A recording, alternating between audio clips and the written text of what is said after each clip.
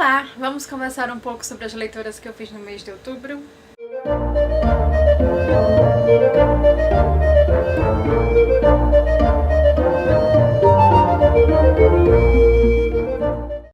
Então, gente, esse mês eu li o álbum, mês de outubro eu li o álbum do Timothy Lewis, que é do Novo Conceito, esse livro aqui. É um livro, um romance, tá? É um romance com um dramazinho ali de fundo. Só que pessoalmente eu não me adaptei muito bem à história, apesar de ser um livro fino, ele tem 200 e pouquinhas páginas, pouquinhas mesmo. Eu demorei muito lendo esse livro, porque eu achei que ele fosse ser bem mais ágil do que de fato ele foi. Eu não tô com muita paciência pra romance, eu acho que o romance aqui acontecia de um jeito muito fácil, muito rápido. Apesar de que as pessoas antigamente tinham essa coisa da explosão do romance, né? Daquela paixão e de você achar que aquela pessoa já era pra sua vida inteira. Mas eu não me adapto bem a essa ideia, sabe? E daí eu não consegui me apegar ao livro por causa disso. Então a história vai alternando entre esse passado e esse presente. A história do casal, né? Dos cartões postais e o presente. E eu não consegui me adaptar muito bem a nenhum dos dois momentos da história. De qualquer forma, esse aqui tem resenha no blog, eu vou deixar o link aqui embaixo. Também li o Eu Estive Aqui, da Gayle Forman. Esse aqui é da Arqueiro. Eu tenho uma relação muito de amor e ódio assim, com essa autora, eu sempre comento com vocês aqui. Eu gostei desse livro, mas não do que acontecia na história. Eu gostei dos levantamentos da moral, entendeu? Que ela coloca na história. É uma história que fala sobre suicídio, tá? E isso não é spoiler, porque isso tá escrito atrás, aqui na orelha do livro, tá escrito em todo momento desse livro, que a menina se mata, então a melhor amiga dela começa a investigar porquê desse suicídio e tal. Ela não aceita que a amiga tenha se matado, porque era uma amiga a qual ela invejava muito, porque tinha uma vida que ela queria ter. E aí, eu não me apeguei aos personagens, tá? Tem um romance aqui no meio da história, que também pra mim não funcionou, pra mim ela poderia ter ficado tranquilinha sem esse romance. E tem essa personagem principal, que é uma personagem até muito intrigante, mas eu acho que ela serve muito para conduzir os pensamentos do leitor. Então não foi um livro que eu gostei porque eu achei a história incrível. Foi um livro que eu gostei porque a autora levantou umas questões muito interessantes sobre essa questão do suicídio. E aí ela coloca aqui no livro, ela fala em algum momento sobre grupos de apoio aos suicidas, mas não os grupos que ajudam as pessoas a não suicidarem, os grupos que ajudam as pessoas a se suicidar. E até que ponto esses grupos têm culpa no cartório de uma pessoa cometer um suicídio ou não. Estão entendendo mais ou menos o que eu tô falando? Mas enfim, esses levantamentos foram interessantes, porque você se pega... você tá ali se colocando no lugar da pessoa. Então eu acho que eu me colocava muito mais no lugar da menina que morreu, que você nem chega a conhecer na história, do que da protagonista em si. Mas aí foi um livro que eu achei que foi bem conduzido, sabe? Por esses levantamentos importantes que ela fez, não por conta da história que estava se desenrolando aqui.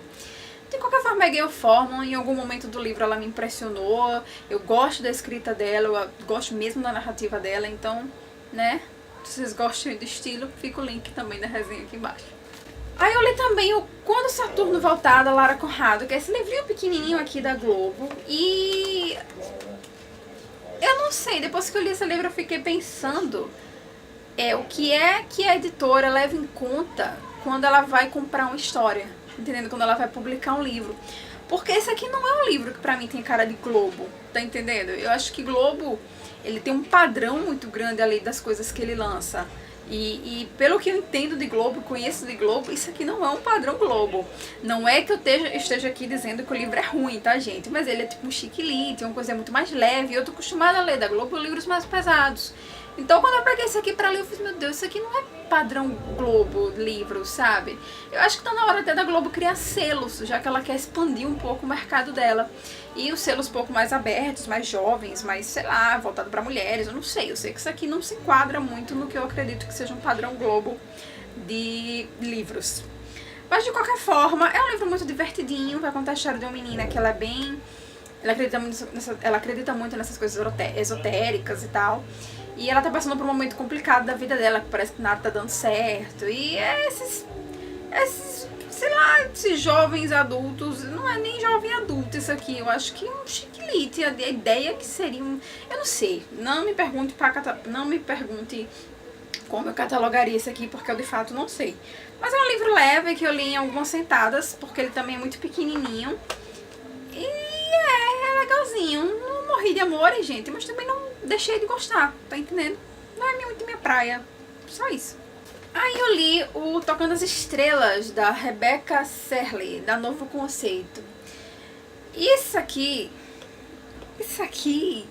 eu não sei explicar. Porque assim, fizeram uma série, tá? Disso aqui. Isso aqui foi transformado em uma série. Conta a história de uma menina que ela quer ser atriz e ela passa num teste pra participar de um filme. Um filme que supostamente vai ser muito importante porque ele é baseado em uma série de livros que a garotada adora. E aí ela vai, né, fazer lá o filme numa praia paradisíaca, porque o negócio se passa em um naufrágio e o casal acorda ali na ilha e tal. E a história se passa disso, tá? É a história dessa menina nessa ilha, enfrentando os problemas de trabalho, porque é difícil você trabalhar no cinema de fato. E um relacionamento que ela começa a ter, só que aparece uma outra pessoa na história e vira um triângulo amoroso, tá? Eu não sei em que momento isso aqui pulou de um casal para um triângulo amoroso, porque pra mim não funcionava nem o primeiro casal, o segundo casal pra mim também não funcionou. E não rolou, não foi pra mim esse livro. Eu gostava mais das partes que ele narrava, a parte de cinema, sabe? O por trás das câmeras do cinema, do que em si o romance, que eu acho que era o foco da autora aqui. Mas aí quando eu terminei de ler, eu descobri que isso aqui era uma série, que tem uma continuação depois e que a gente fica sabendo a decisão da menina, porque ela termina aqui numa decisão aqui na história, mas não é uma decisão porque ela quer, é uma decisão porque ela precisa tomar. Mas depois a gente vê que vai ter outras coisas e tal. Eu não sei até que ponto isso é interessante. Eu não acho que era um livro que poderia ser dividido. Eu acho que a autora poderia ter cortado metade disso aqui e ter conduzido melhor esse romance. Então, se ela queria dar um foco a esse romance, que é o que ficou parecendo quando acabou esse livro aqui, então ela soubesse trabalhar melhor o romance, porque ela não trabalhou, então não funcionou pra mim nem como casal, muito menos como triângulo. Então, não gostei desse livro. Aí eu li o Incrível antes de partir desta pra uma melhor, do Jonathan Troper. E, gente, eu tô apaixonada por esse autor, pela escrita dele. Vai contar a história de um cara que tá muito ferrado na vida. Tipo, ele não tem emprego, ele não tem família, ele é gordo, ele toca numa banda, e ele já é velho. E sabe, o relacionamento dele com a filha é péssimo, com a ex-esposa é péssimo, então tudo na vida dele parece dar errado. E quando parece que não tem mais nada pra dar errado, a gente chega realmente no fundo do poço, né? É o caso dele. Então ele descobre que tá com uma doença que precisa passar por um processo cirúrgico e que se não passar ele vai morrer. Então ele tem a opção de passar pelo processo, morrer ou não passar e morrer. E aí, paralelo a essa historiazinha dele, a gente tem a personagem que é a filha dele, sabe? Que também a história foca muito nela. E ela tá passando por uma situação complicada na vida. E eles acabam se unindo por conta dessa situação complicada dela. E assim, é um livro muito delicioso desse livro. O personagem, apesar de estar muito ferrado, ele é divertido, ele encara as coisas de um jeito muito pra cima.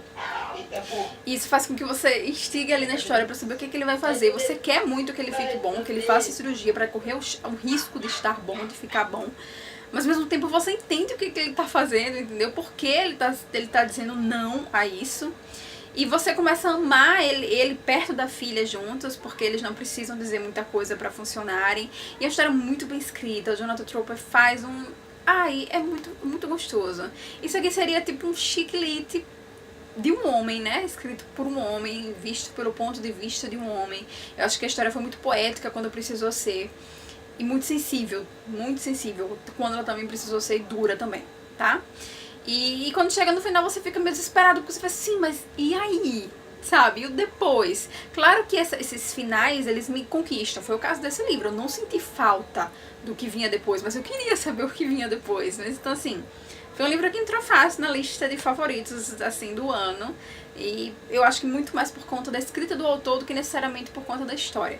Mas assim, amei Jonathan Troper escrevendo, quero ler outra coisa dele. Aí eu li o Diário de um Zumbi do Minecraft, um desafio assustador, que é esse livrinho aqui da Herobrine Brooks, que é da Sextante. Esse livro chegou aqui em casa meio que, não sei, né, acho que foi para a casa errada, mas veio pra cá. O meu filho adora Minecraft, então eu acabei lendo com ele. E assim, uma historinha boba de um zumbi. Eu não entendo muito dessa história aqui, desse Minecraft, mas vai contar a história desse zumbi. É um diário, é um livro bem curto, ele é bem espaçado, É um diário desse zumbi e o que ele faz durante os dias dele, de zumbi e tal. É bem infantil, tá? Isso aqui não tem muito o que falar sobre isso aqui, mas, né? Enfim, meu filho amou. Ah, uma coisa sobre esse livro que eu coloquei na resenha foi porque eu acho que os gráficos, tudo bem que Minecraft não tem um gráfico bom, mas que os desenhos do livro poderiam ser melhores, porque é um livro para criança e é um livro muito espaçado, né? As folhas, por exemplo, assim, né?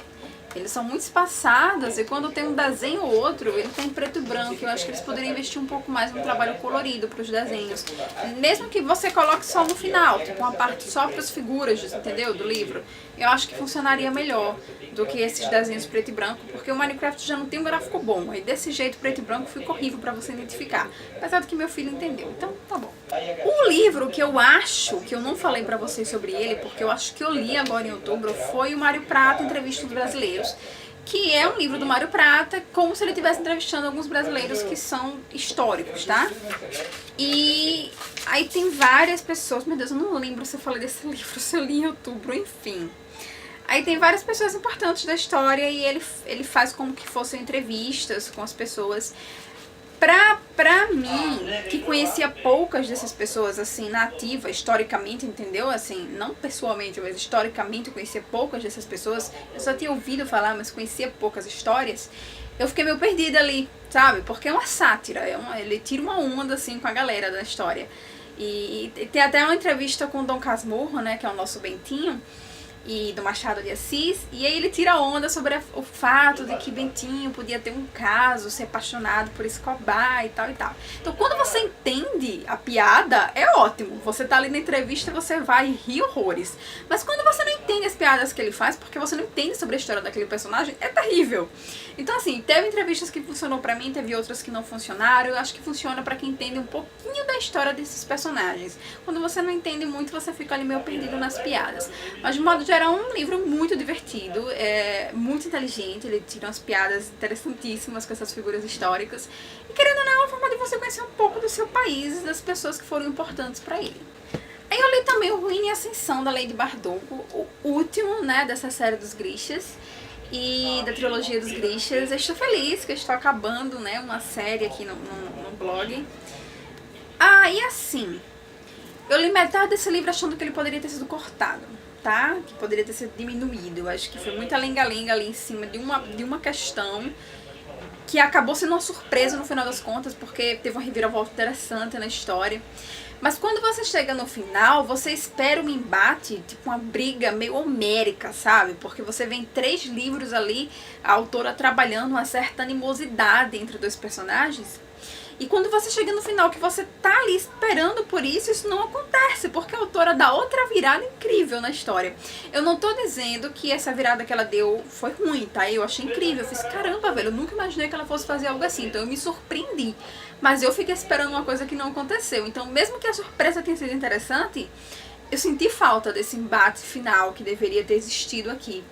E quando o livro termina, você vê a personagem principal, ela volta. É como se fosse um ciclo, sabe? Ela voltar a ser quem ela era no princípio, menos apagada, lógico, porque ela era super apagada no início do primeiro livro, mas ela volta a ser, é porque não dá pra explicar, senão vai ser spoiler, mas ela volta a ser muito o que ela era no princípio. E isso também foi interessante, de certo modo. Foi um livro muito que eu também tive uma relação ali de amor e ódio com ele, porque eu esperei uma coisa, não aconteceu, e não que isso seja ruim, porque me surpreendeu de uma forma positiva, mas eu esperava um pouquinho mais, eu acho. Eu acho que eu preferia o embate homérico do que essa surpresa super diferente que a autora colocou.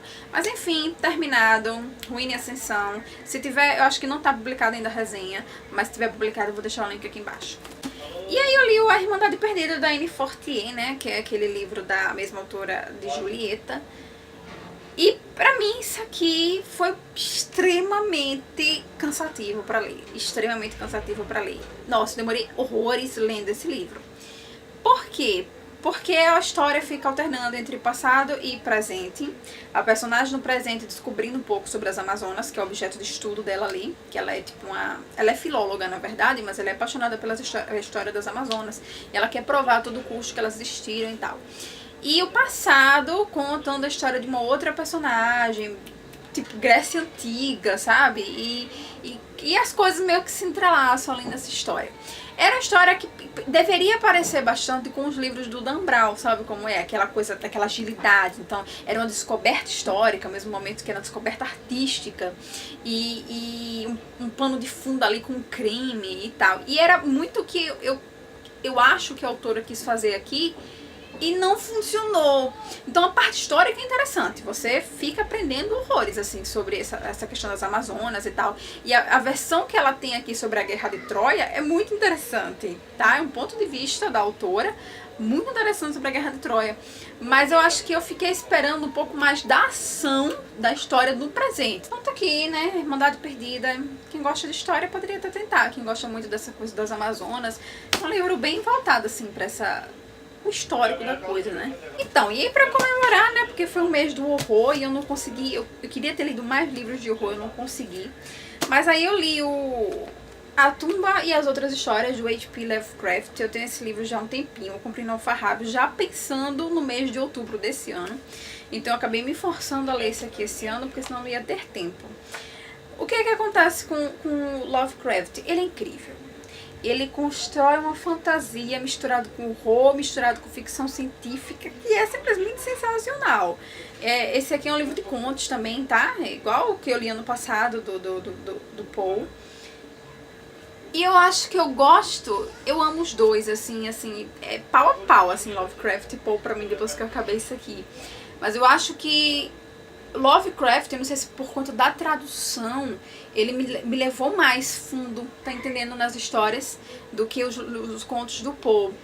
Como eu escuto, acho que a Tati falar, a Tati disse que o Poe, ele tem uma como é que eu posso dizer, uma velocidade, não é velocidade, um ritmo muito interessante aos contos dele. E de fato tem. Só que aqui tem uma coisa nos livros, nos contos de Lovecraft que eu achei incrível, assim, que eu não lembro de ter visto isso em Poe, ou eu não tive cabeça pra prestar atenção nisso quando eu li Poe, mas é porque, por exemplo, Lovecraft tem uma coisa de escrever capítulos, parágrafos imensos. E eu acho que esse parágrafo imenso, ele já serve pra lhe cansar, sabe como é? Você vai lendo e vai cansando. Então se o personagem tá passando por uma situação complicada ali naquele parágrafo, você vai indo com ele, e caindo, sabe como é que é? E o personagem vai caindo, você vai caindo junto, porque é tão cansativo aquilo ali, que você vai sem fôlego, até agora que você para pra respirar, sabe como é que é? Então, eu acho que a construção da narrativa, tanto do Poe, porque ele fez realmente um trabalho incrível ali com o Poço e o Pêndulo, quanto com isso aqui, o Lovecraft fez com os contos aqui da Tumba, foram incríveis. Eles têm uma estrutura narrativa de fato impressionante, que me deixou assim babando pelos dois. E eu amei. Agora eu acho que o Lovecraft, ele é muito também voltado pra ficção, sabe? Pra fantasia em si, enquanto o Poe tem essa coisa muito mais de horror. Eu acho que o Lovecraft, ele insere o horror numa fantasia ou numa ficção. Gostei demais. Querendo ler outras coisas de Lovecraft, quem sabe pra ano que vem. E eu finalmente dei fim a It, a coisa do Stephen King, depois de quase um ano lendo isso aqui. Mas assim, não foi um ano lendo direto. Eu comecei King, aí li até a página 300, parei tipo vários meses. E aí quando eu decidi terminar ele pra terminar de ler pro mês de horror, eu vou terminar de ler King pro mês de horror. E aí peguei da 300 até a 1100 e alguma coisa. Pra acabar. Então, de fato, eu acabei esse mês. Foi um trabalho, nossa, terrível, assim, porque tinha dias que eu tinha que ler mais de 100 páginas dele. 150 páginas por dia, mais ou menos. Então eu sentava e pegava, principalmente no final de semana, que tem mais tempo, né? Pegava Poe direto. Ou pegava o Stephen King direto, o It direto. Então assim, eu tenho muito pra falar sobre esse livro, mas eu acho que eu vou falar sobre ele no melhor do mês, porque querendo ou não tem como não dizer que isso aqui foi o melhor livro que eu li no mês. Eu li muita coisa legalzinha esse mês, tá? Muita não, mas eu li coisas legais esse mês, mas assim, eu acho que pelo trabalho que eu tive, pela relação emocional que eu tive com esse livro, eu não tem como não dizer que não foi, tá? Esse foi o melhor livro que eu li no mês, sem sombra de dúvida. Mas enfim, eu acho que foram esses 11. Eu achei que eu fosse ler menos esse mês, mas eu li até muito bem. Peguei livros bem finos também pra compensar, entendeu? Porque eu sabia que eu ia ter que ler It e ia me cansar bastante. Mas de modo geral eu peguei livros finos. Esse mês agora eu tô pegando livros um pouco mais grossos, porque não tem It, tá? é isso, espero que vocês tenham gostado. Até o próximo vídeo. Beijos.